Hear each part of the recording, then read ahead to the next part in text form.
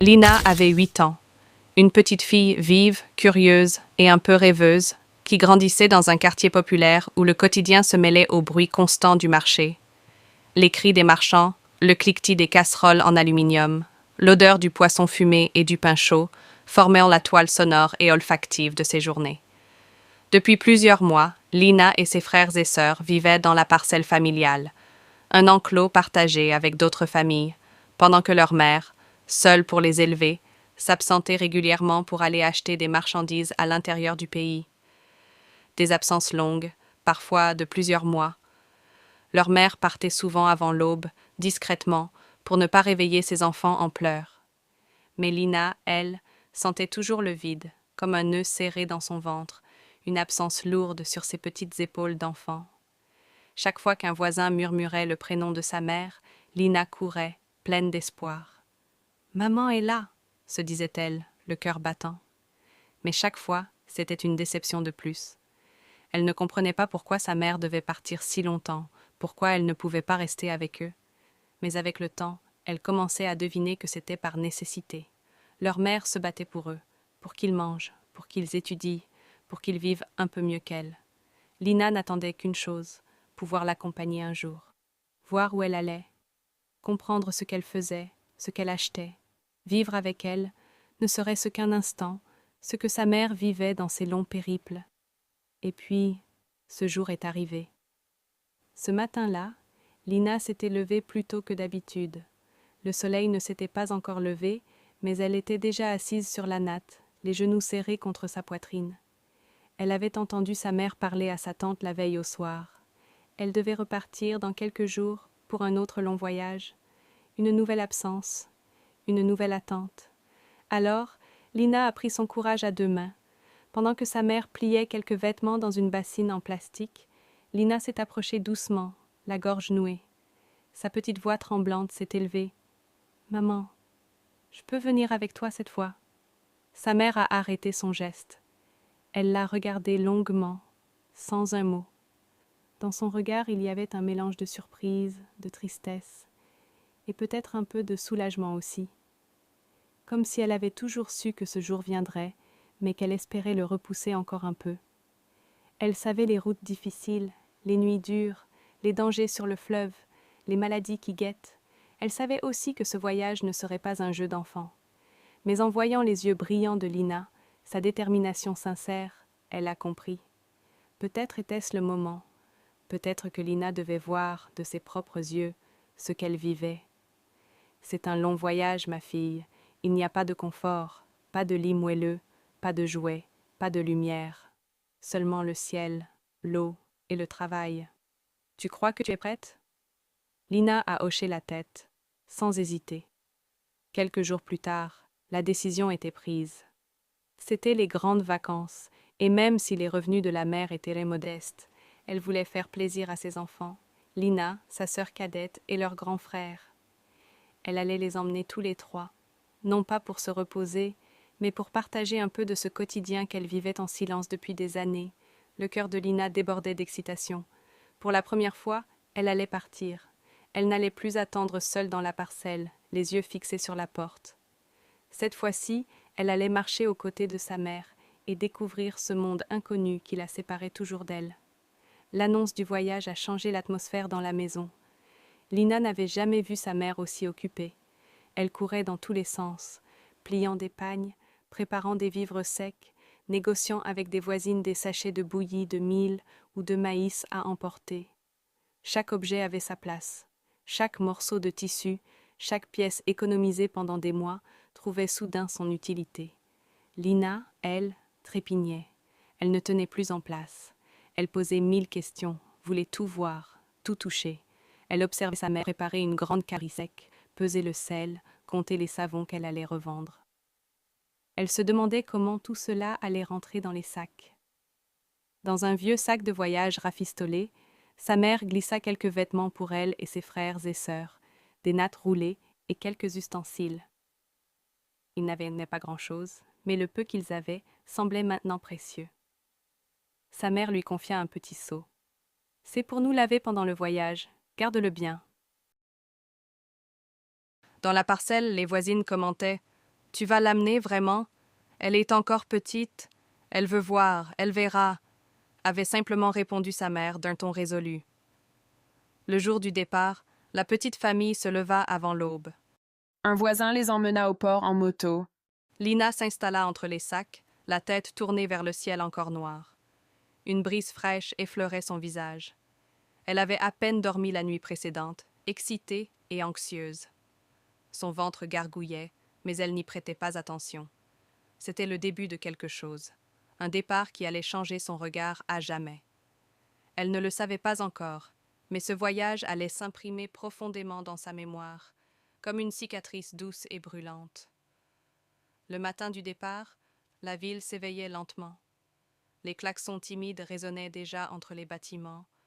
Les vendeuses installaient leurs étals au marché voisin.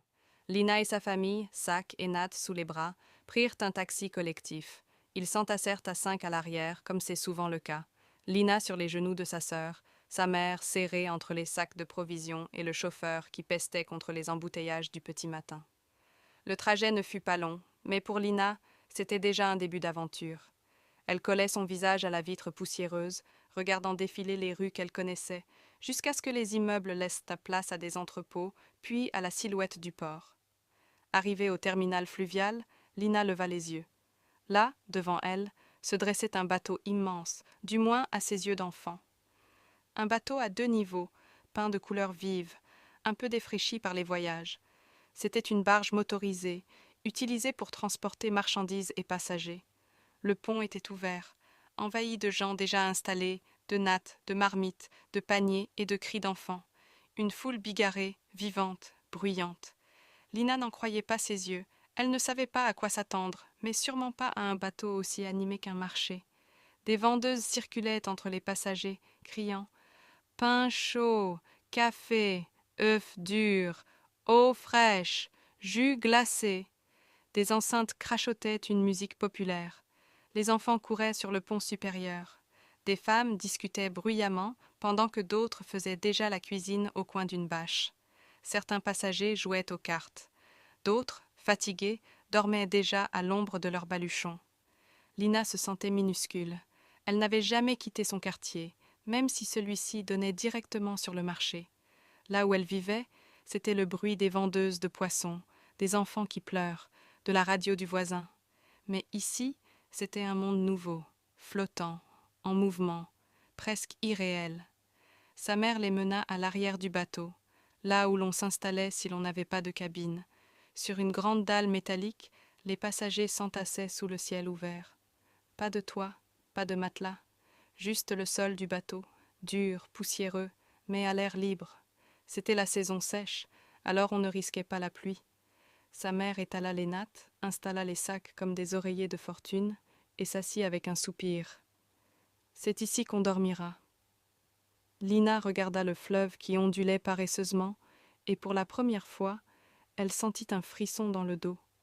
Elle ne savait pas ce qui l'attendait, mais elle savait déjà qu'elle n'oublierait jamais ce moment. Dès la première nuit sur le bateau, Lina comprit que le voyage serait bien différent de ce qu'elle avait imaginé. Il n'y avait pas de cabine pour les familles comme la sienne.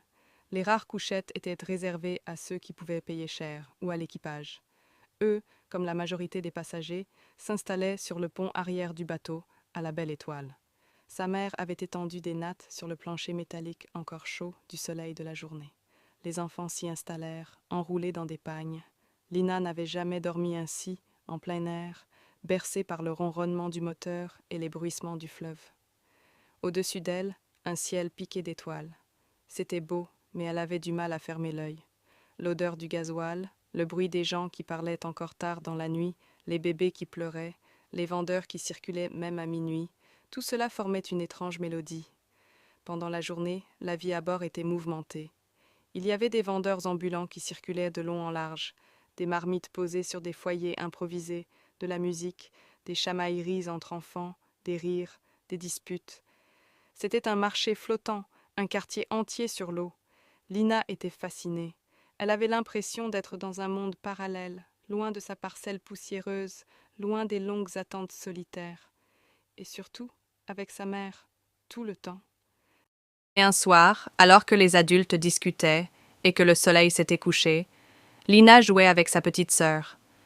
Il n'y avait pas de jouets à bord, rien de prévu pour les enfants. Alors ils inventaient. Ils couraient, sautaient, exploraient les moindres recoins du pont. Lina, elle, avait trouvé un bouchon de bière métallique. Elle s'en était emparée, et une idée saugrenue lui était venue. Comme elle avait vu dans un film, ou entendu quelque chose un jour, elle plaça le bouchon dans la braise encore chaude d'un foyer éteint, le laissa chauffer, et, sans mesurer les conséquences, le colla sur la cuisse de sa petite sœur. Le cri perça la nuit comme une alarme. La fillette hurla, se tordit de douleur. Le bouchon laissa une marque rouge et boursouflée. Des adultes accoururent. Sa mère, affolée, comprit vite ce qui s'était passé. D'abord, elle serra sa fille blessée contre elle, la calma, puis se tourna vers Lina avec un regard que la fillette n'oublierait jamais. Elle ne cria pas, mais elle prit à son tour le bouchon chauffé et, avec une froide détermination, le posa sur le pied de Lina. « Tu dois savoir ce que tu fais aux autres, » dit-elle simplement. Lina hurla. La douleur était fulgurante, mais plus encore, la honte. Elle comprenait, elle avait blessé, elle devait réparer. Ce soir-là, elle ne mangea pas. Sa mère la priva de repas et elle fut envoyée se coucher sans un mot de plus. Allongée sur la natte, le pied en feu, le cœur lourd, elle regardait le ciel sans parvenir à pleurer. Le fleuve coulait doucement autour du bateau. Le silence de sa mère pesait plus que la brûlure. Mais au fond d'elle, quelque chose avait changé. Ce voyage, déjà si marquant, venait de lui apprendre une leçon douloureuse et indélébile. Quelques jours après leur départ, alors que le bateau glissait lentement sur le fleuve, la fatigue accumulée et les conditions d'hygiène précaires commencèrent à se faire sentir. L'eau servie à bord était tiède, souvent sale. Les plats achetés n'étaient pas toujours bien conservés. Un à un, les passagers furent pris de vomissements, de fièvre et de douleurs au ventre. La dysenterie, cette vieille ennemie, avait embarqué avec eux. Lina ne comprenait pas tout, mais elle voyait les matelas se vider, les visages se creuser. Certains passagers avaient disparu discrètement dans la nuit, emportés par la maladie. On murmurait qu'ils avaient été déposés dans un village voisin ou qu'ils n'avaient pas survécu. Puis, un matin, c'est sa mère qui ne se leva pas. Allongée sur la natte, elle transpirait abondamment. Son front brûlait. Ses lèvres tremblaient. Lina, paniquée, toucha sa joue. C'était comme du feu. « Maman, ça va passer, » répondit-elle faiblement. « Bois de l'eau, reste près de ta sœur. » Mais cela ne passait pas. Sa mère ne mangeait plus. Elle parlait à peine. Son regard s'était vidé, comme s'il regardait un autre monde. Il n'y avait ni médecin ni infirmier à bord. Aucun poste de soins. Le bateau était grand, bruyant, chargé de monde et de marchandises, mais on avait oublié un détail essentiel, la santé. La nuit suivante, pendant que tout le monde dormait ou feignait de ne pas voir ce qui se passait, sa mère ferma les yeux. Et, dans son rêve, elle vit une silhouette familière, sa propre grand-mère. La vieille femme s'approcha d'elle, la fixa doucement et lui dit « Ma petite fille, si tu ne me voyais pas dans tes rêves, ce serait bon signe. Mais je suis venue, car ton mal est grave. Alors j'ai préparé des plantes et je te les ai données. Tu guériras. Ce n'est pas encore ton heure. Tu dois continuer pour tes enfants. » Ce rêve, sa mère le raconta à Lina bien plus tard. Ce matin-là, après cette vision, elle se réveilla, toujours faible, mais avec un regard plus clair. Elle demanda un peu d'eau, puis un morceau de pain. Elle remuait à nouveau les doigts. Les signes de vie revenaient. Petit à petit, jour après jour, elle se remit debout. Les autres passagers furent stupéfaits. Beaucoup n'avaient pas survécu à cette fièvre foudroyante, mais elle, la femme seule, la mère courage, avait résisté. Pour Lina, c'était un miracle. Elle avait eu si peur. Sa gorge s'était serrée de silence pendant des jours, craignant chaque souffle de sa mère. Quand elle vit celle-ci marcher à nouveau, elle sut que rien ne serait plus jamais comme avant.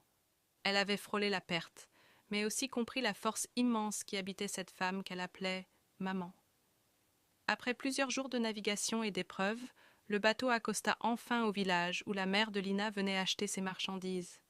C'était un port fluvial rudimentaire. Quelques planches branlantes servaient de passerelle, et à l'horizon, un petit village aux toits de tôle et aux cases en terre battue apparaissait, baigné dans la lumière dorée de l'après-midi.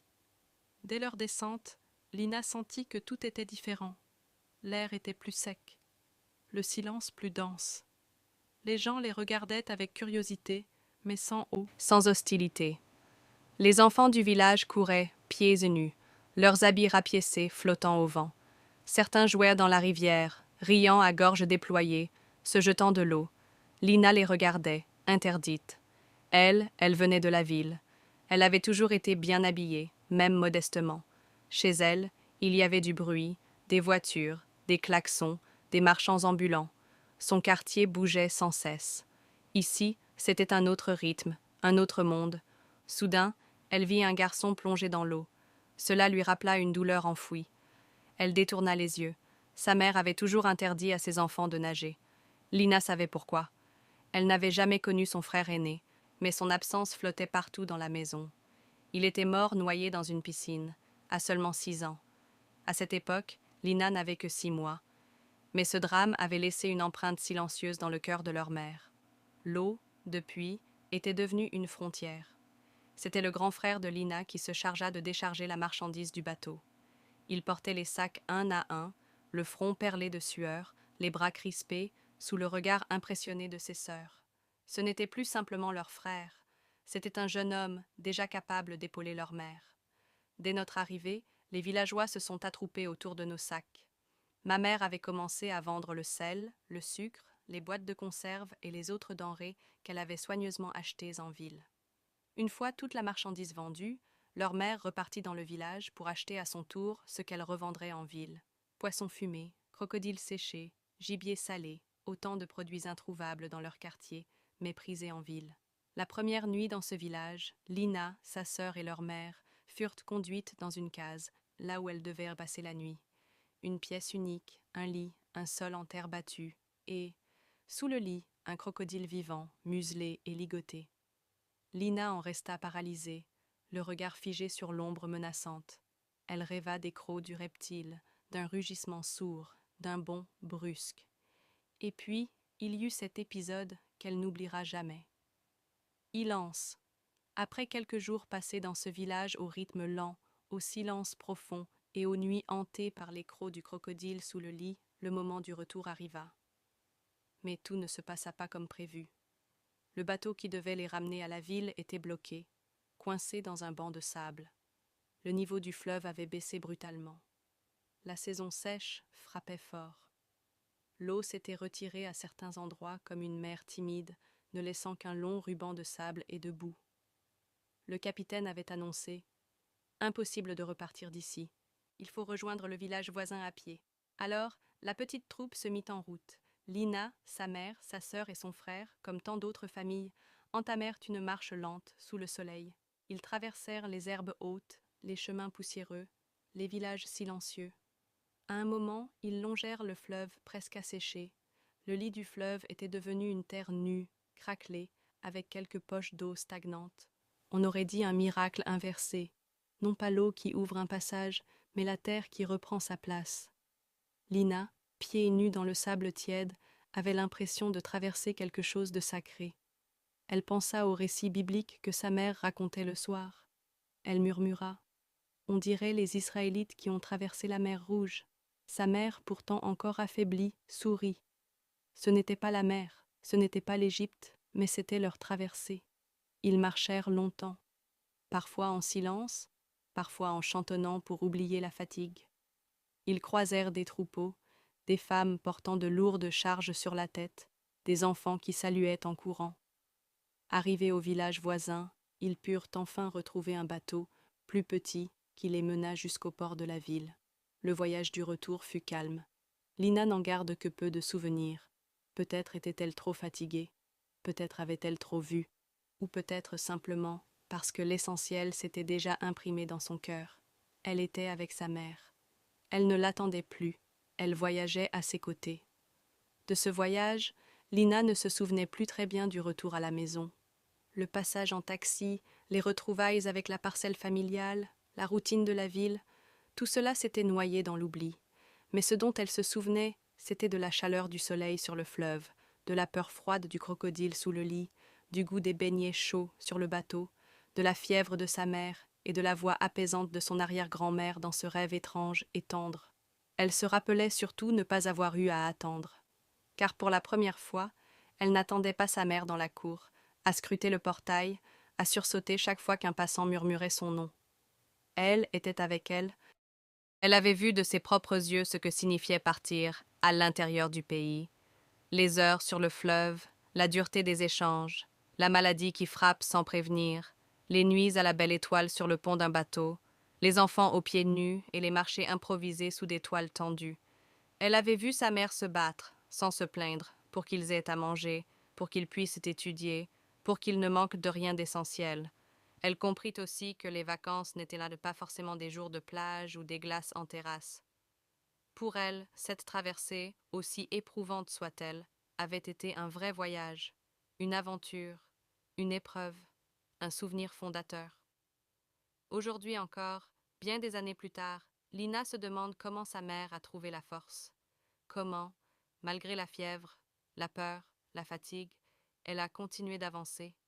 Et dans chaque geste de courage, dans chaque silence, Lina sent encore la main ferme de sa mère, la voix de son aïeul dans ce rêve, et cette petite fille de 8 ans qui, pour une fois, n'attendait plus derrière un portail, mais marchait aux côtés de sa mère, sur un fleuve presque à sec, vers une vie pleine de sens.